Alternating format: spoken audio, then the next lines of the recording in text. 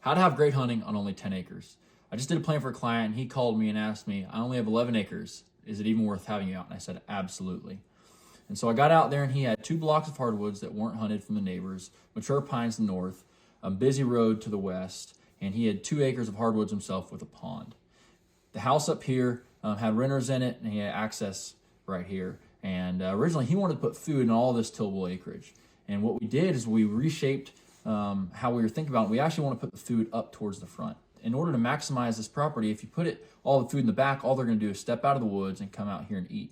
And you're effectively losing half of your acreage. So when you put the food at the front, it is pulling them out of these woods and funneling them through your whole property, setting up places to put stands to kill them all along the way. And so we prescribed either clover and chicory blend for the whole year, or we're gonna go buckwheat to some kind of fall blend up front. And we are going to screen it off from the neighbors all the way around with either miscanthus or switchgrass. And we're also gonna screen his entry and exit here because there is a great cedar tree to put hang on, is where I think he will kill his bucks.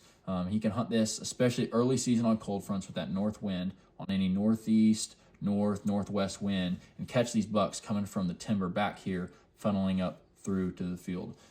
But the problem is with food, we need a way to bridge the gap between the timber and the cover and the food, the destination food, which is why we prescribe switchgrass in between. What the switchgrass is going to do is it's going to allow them to feel security coming from this cover out to this field and allow them to move more often in daylight hours on our property.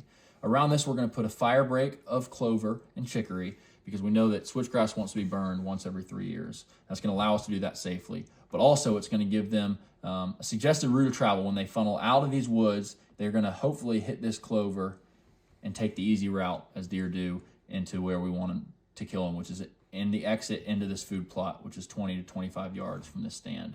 So this should be a killer setup for him. We also set up a clover plot back here in case he gets a south wind. We can blow our scent back into these mature pines where deer shouldn't be bedded, and same thing with an east wind. He can access this stand right here as a funnel back from these woods, and we cut a trail from this corner of the property out into the clover. So this is another killer spot. This is a killer spot. And he has like auxiliary spots here, and we put a ground blind right here. So he has 4 stand placements. He has a morning stand and 3 evening stands on 11 acres, and we've now created better habitat than the neighbors, increasing his odds for killing a mature buck this fall. If you want a plan done, you can find me at legacywhitetail.com, and I'll do the same thing for you.